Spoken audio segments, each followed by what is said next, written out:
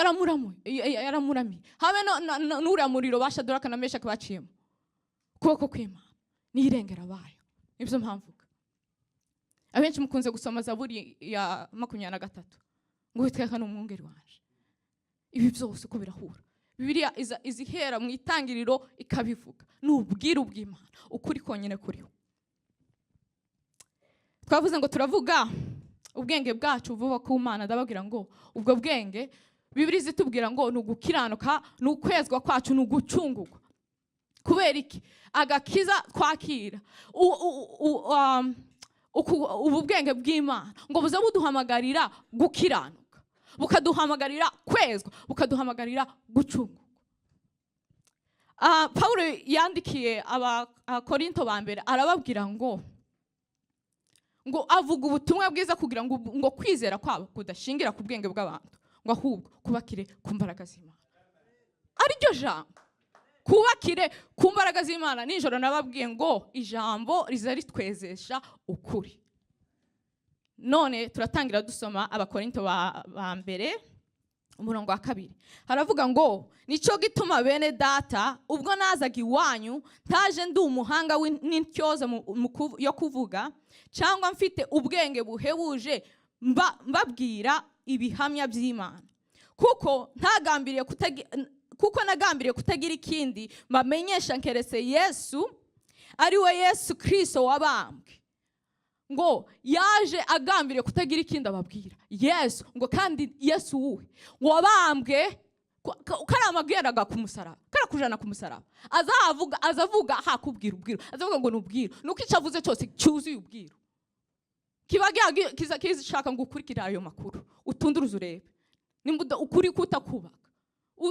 Urasanga muri Bibiliya ahangaha wo hashakisha ukaza usanga hahuye n'aha kagahura n'aha ukubaka ukamenya ijambo. Aravuga ngo kuko nagambiriye kutagira ikindi mbamenyesha nkeretse Yesu Kristo ari we Yesu Kristo wabambwe. Nta kindi cyampagurukije, nta kindi cyanyemeje keretse gushaka kubabwira Yesu Kristo wabambwe ku bwanyu kugira ngo mubeho. Ejo twaganiriye muri Yohana, uno munsi turaganira muri Paulo kugira ngo mubeho. Paulo azavuga Yohana azavuga ubugingo, Paulo azavuga ubwiru bw'ijambo.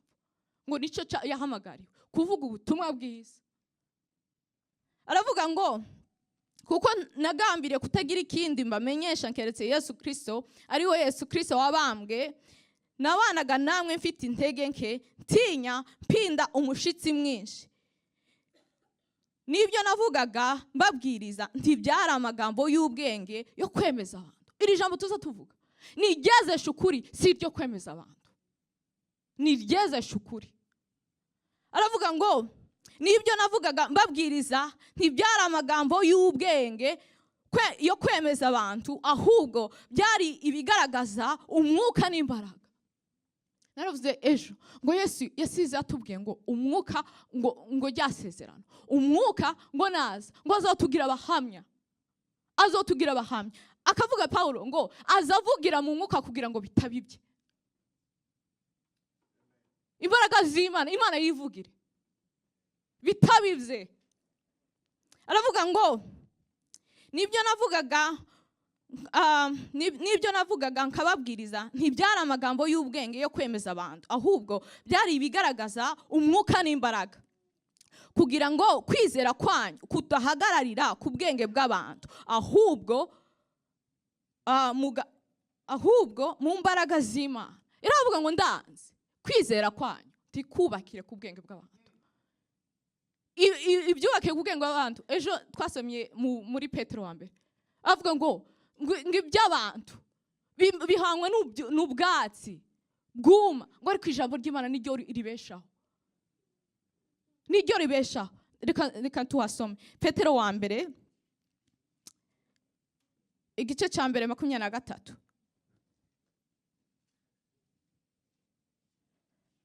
Haravuga ngo kuko mwabyawe ubwa kabiri mutabyawe n'imbuto ibora, ahubwo mwabyawe n'imbuto itabora mubiheshejwe n'ijambo ry'Imana rizima rihoraho.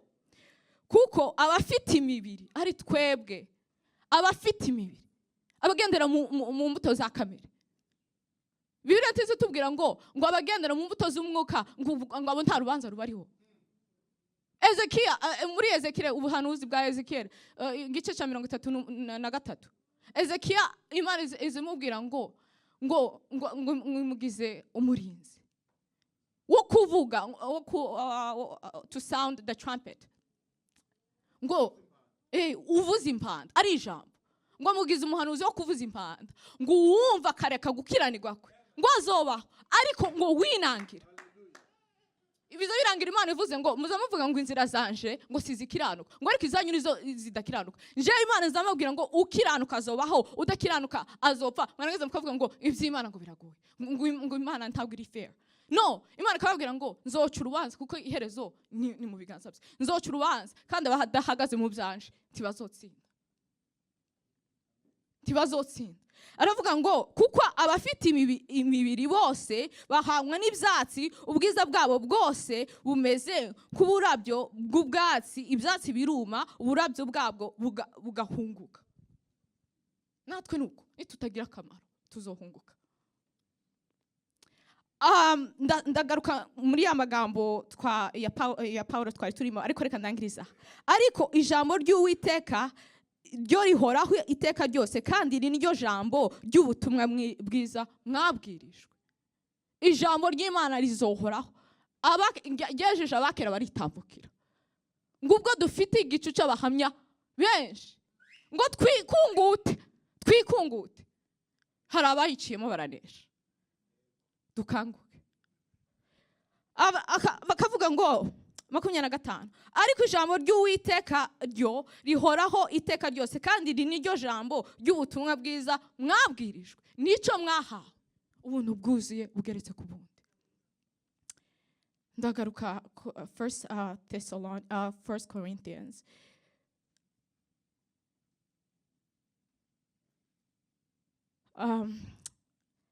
ati 5, kugira ngo kwizera kwanyu kudahagararira ku bwenge bw'abantu, ahubwo mu mbaraga z'Imana. Icyakora ubwenge tubuvuga mu batunganirizwa muri Kristo.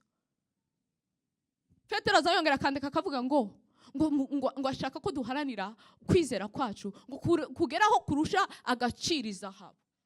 Niba ndabafite kwizera kurusha agaciro izahabu.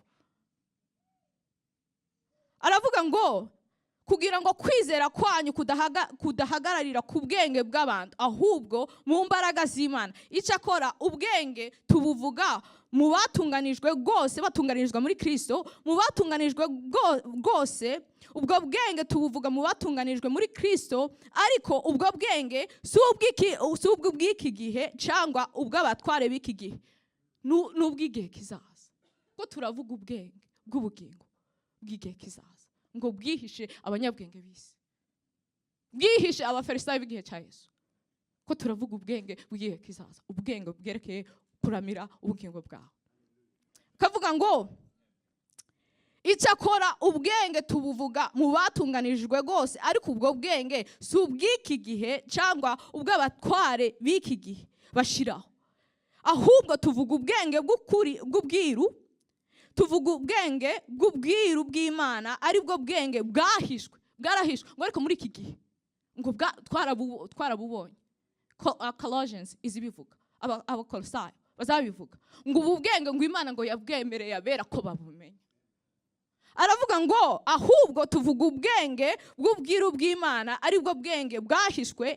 Imana yaringanirije ibihe byose bitarabaho ngo buduheshe icyubahiro. Icyubahiro ahavuga ubwiza tubukuye ku Mana, ngo yaraturemye duse nayo, so ngo buduheshe icyubahiro. Ariko Imana kiravuga ubwiza bw'abana b'Imana. Abana b'Imana ni beza, bambaye ubwiza bw'Imana, imirimo yo gukiranuka, ya myenda yera, basukwa. Aravuga ngo ahubwo tuvuga ubwenge bw'ubwiru bw'Imana, aribwo bwenge bwahishwe. Imana yaringanirije ibihe byose bitarabaho ngo buduheshe icyubahiro. Mu batware b'iki gihe nta wabumenye, kuko iyo babumenya ntibaba barabambye umwami w'icyubahiro. Iyo baje kubimenya bari kwemera Yesu, ntibari kumushira ku musaraba. Karasubira inyuma akavuga abayuda bene wabo. ngo iyo baje kumumenya twavuze Yohana ejo yavuze ngo umuco waje mu isi bakunda umwijima kurutisha umuco ntibamumenye. Yesu ubwiwe mu gitabo cya Yohana azabareba akavuga ngo ntimunyumva ndi uwa data kandi ndi ku murimo. Aravuga ngo mu batware b'iki gihe ari abayuda ari abategetsi ari amami, mu batware b'iki gihe nta wabumenye, kuko iyo babumenya ntibaba barabambye umwami w'icubahiro. Ariko kuko byanditse ngo iby'ijisho ritigeze kureba n'iby'ugutwi kutigeze kumva, ibitigeze kwinjira mu mutima w'umuntu, ibyo byose Imana yabiteguriye abayikunda, abakiranutsi. Umuhamagaro wacu nuwo gukiranuka, nuwo kwezwa, nuwo gucungurwa kurago bwami, nuwo kubabaragwa. Agakomeza ngo ariko Imana yabiduhishuriye, ibiduhishurisha umwuka wayo, kuko umwuka arondora byose ndetse ngo n'amayoberane y'Imana, inzira z'Imana, n'amayoberane y'Imana, inzira z'Imana izi kwigishiriza mu butayu. Niko yagenjeje Israeli. Iyo musomye Gutegeka kwa kabiri igice 8 mpabasomera zavuga ngo nabacishije mu butayu imyaka 40 kugira ngo bacishe bugufi kandi muribwe n'inzara, ngira ibyo mbima yarahabatoza kugira ngo bahoze amaso kwiteka, baza bagira ijambo rya ari ryo bayoboka. Arababwira ngo Mose Gutegeka kwa kabiri igice 8 yihanangiriza ubwoko bwa Israeli. Arababwira ngo amategeko yose mbategeka uyu munsi muje muyitondera muyumvire kugira ngo mubeho. Ari n'ijambo twatwumva bunye, muyumvire kugira ngo mubeho. Aya mategeko yose mbategeka uyu munsi muje muyitondera muyumvire kugira ngo mubeho, mugwire, muje mu gihugu Uwiteka yarahiriye basogokuruza abandi Abrahamu. Ngo bafite kwizera kwa Abrahamu bose n'urubyaro rwe. Dukazo wikuramo ngo ubwo utari umuyuda, ngo ijambo riza ritubwira mu Bagalatiya ngo abafite kwizera kwa Abrahamu abo ni b'Imana. Muze munabwiriza n'abayuda bataraki, iyo babonye batari at least messianic Jews ntibarakizwa, ntukazo batinya ngo n'abayuda uzubabwiriza, kuko igihe cyabo kizoza bazomenya umwami wabo. Aravuga ngo kandi uje wibuka urugendo rwose rwo mu butayu Uwiteka Imana yawe yakuyoboyemo iyi myaka uko ari 40 kugira ngo ucishwe bugufi ikugerageze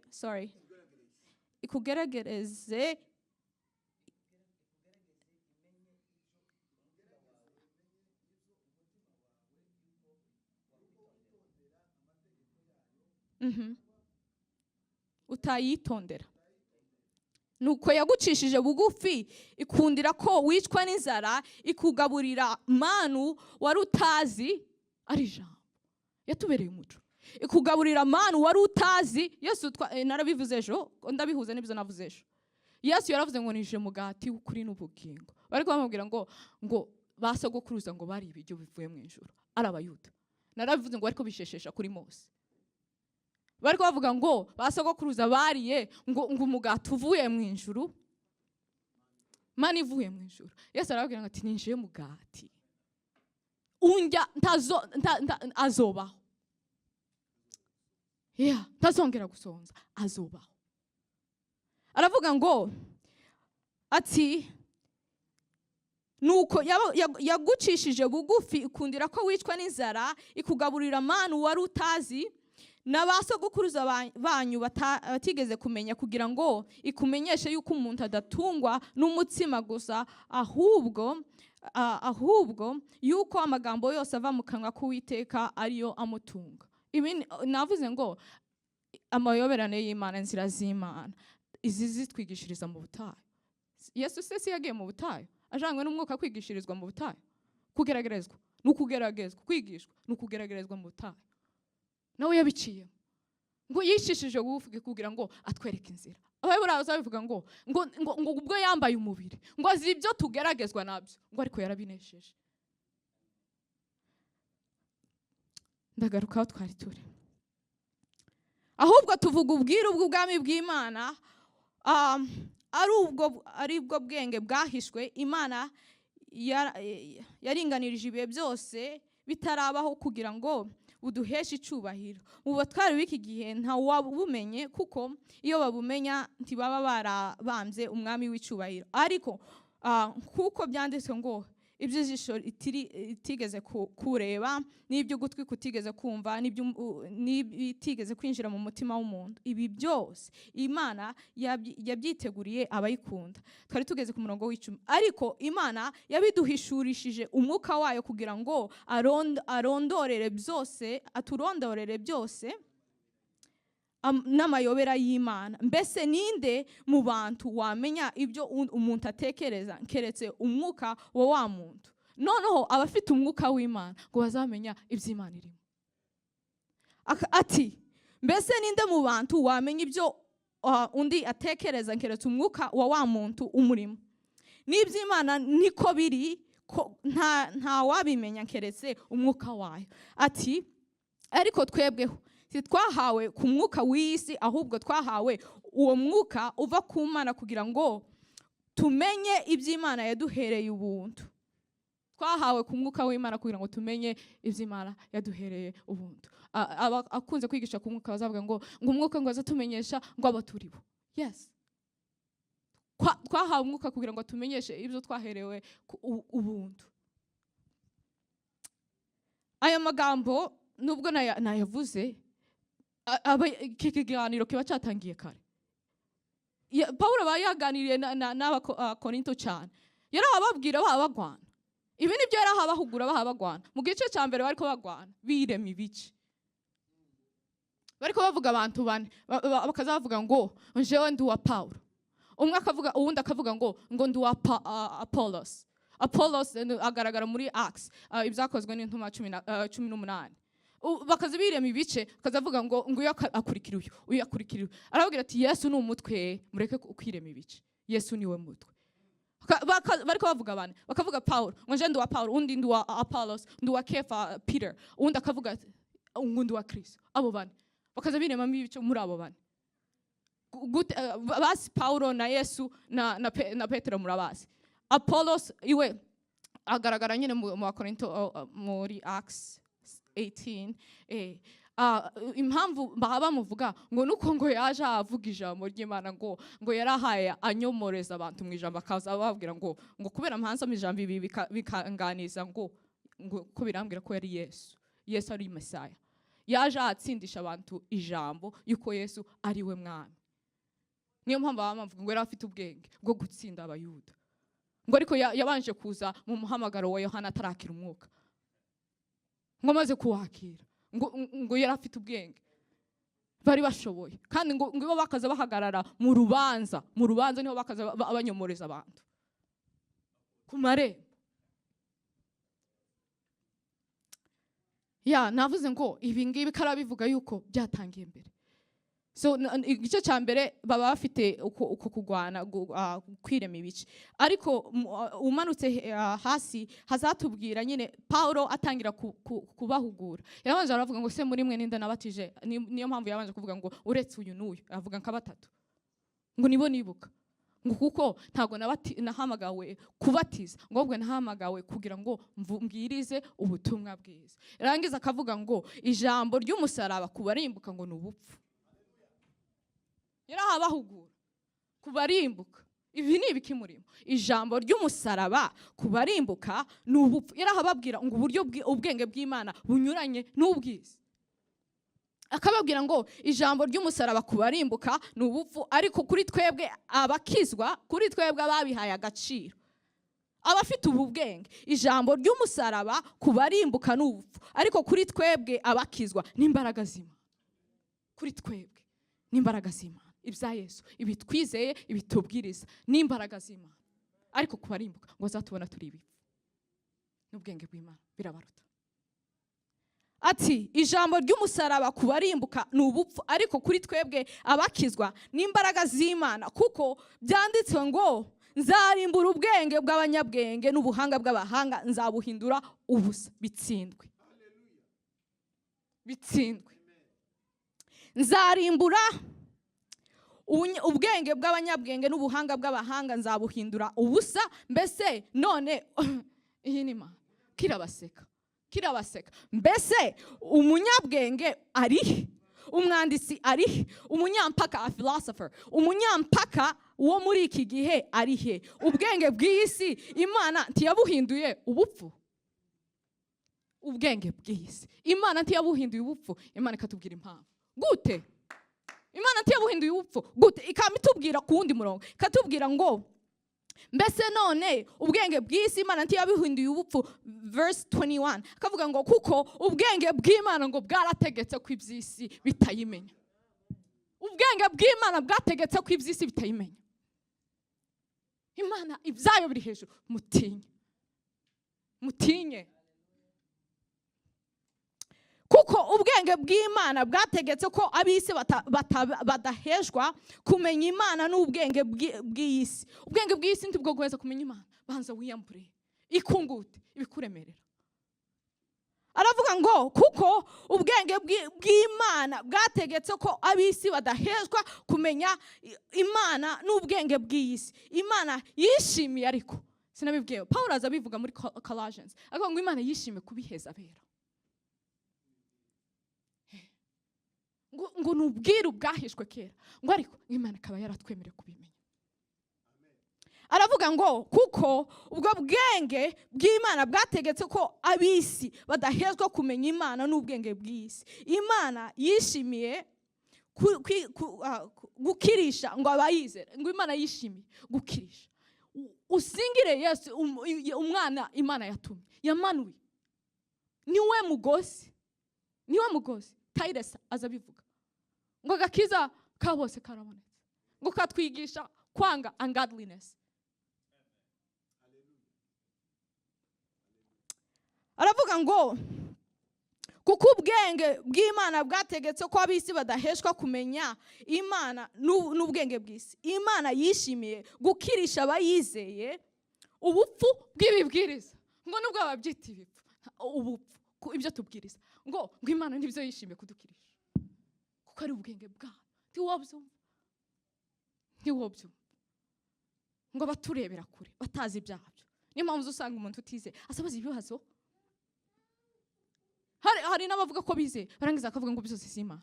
Kurayishira hasi ugatora iki?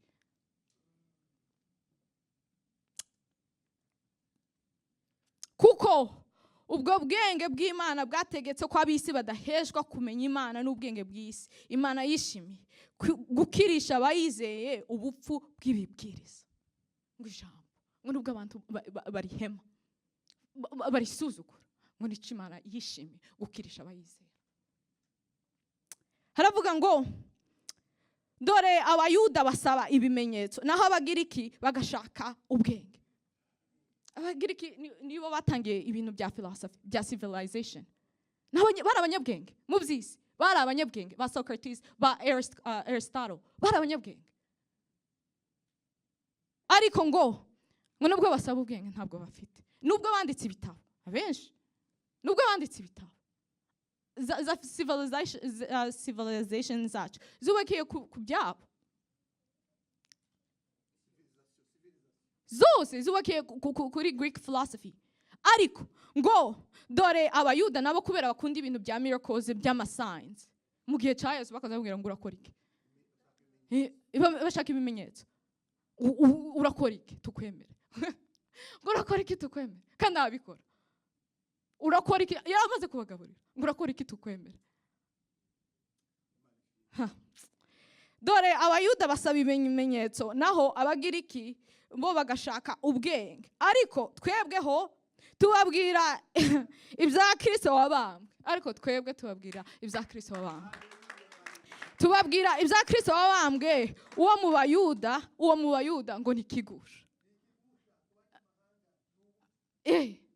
Nikigusha ku Bayuda bashaka ibimenyetso. Kuko Yesu yarababwira ngo ari hamwe bamubajije ngo nababwire authority akoreramo. Arababwira ati nanjye reka mbanze mbabaze ngo se ngo umubatizo wa Yohana murawemera? Aratsinda kuko mutambwira naje sibasubiza. Ati dore abayuda basaba ibimenyetso, naho abagiriki bo bashaka ubwenge, ariko twebweho tubabwiriza ibya Kristo wabambwe. Uwo ku Bayuda ni ikigusha, ku banyamahanga ni ubupfu, ariko ku bahamagawe ari twebwe abizeye b'Abayuda, abahamagawe b'Abayuda n'Abagiriki, ni Kristo ariwe mbaraga z'Imana kandi niwe bwenge bwayo. Icyubahiro k'ibicimana. Haleluya. Kuko ubupfu bw'Imana burusha abantu ubwenge, kandi intege nke z'Imana, nubwo mwumva ngo ubupfu bw'Imana ntabwigira, nuko abantu bataza bumva iby'abantu Imana nayo izi basubiza, izi kubasubiza kuko yarabashoboye. Ati kuko ubupfu bw'Imana burusha abantu ubwenge, kandi intege nke z'Imana, kuko Imana nta ntege nke igira. Twavuze imbaraga nizo twatuvuga. Imana twavuze ubwenge, twavuze imbaraga z'Imana, ariko karabaca umugani. Ati kuko ubupfu bw'Imana burusha abantu ubwenge, kandi intege nke z'Imana zirusha abantu imbaraga. Muzirikane rero ubwo mbabwiye Paulo akarabwira Abakorinto ba mbere, namwe mwiyumvire. Ati muzirikane guhamagarwa kwanyu bene data, yuko ab'ubwenge b'abantu bahamagawe atari benshi, n'abakomeye bahamagawe atari benshi, n'imfura zahamagawe atari nyinshi, ariko uwizera wese afite ubugingo.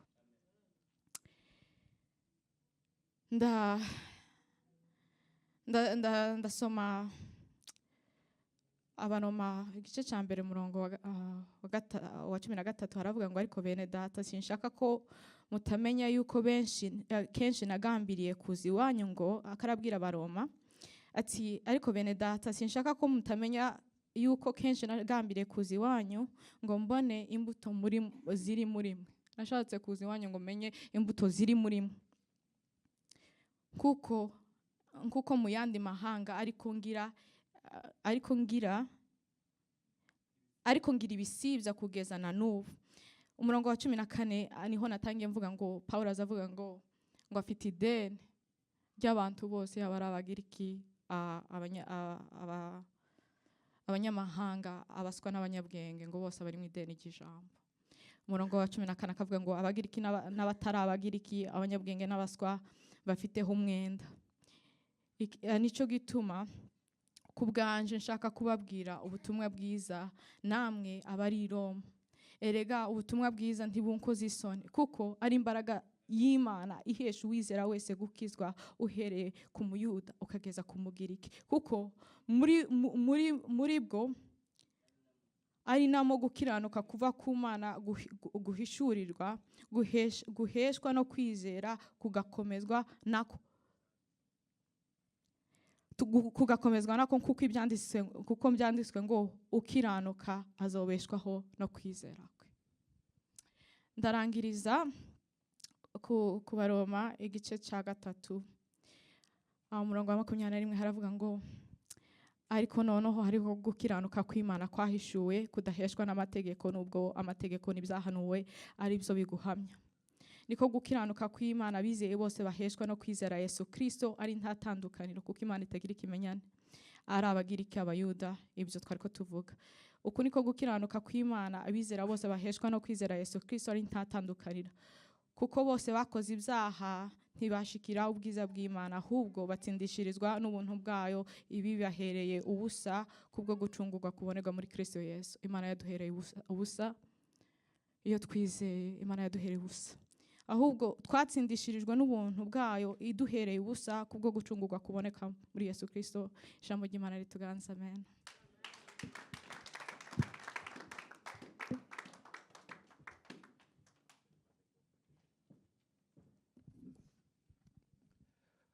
Arakoze umuvuga butumwa wacu, Imana imuhe umugisha, kandi nanone namwe mwabashije gutuza mu kumva, Imana ibahe umugisha.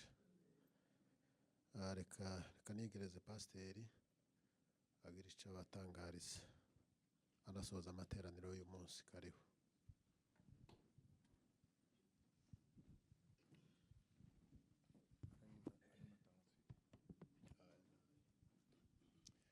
Twongere ijambo ry'Imana amashyi menshi cyane. Imana ishimwe, Imana ihabwe icubahiro. Tuzamure ibiganza byacu duheze Imana yacu icubahiro. Imana ishimwe, tuzamure ibiganza duheze Imana yacu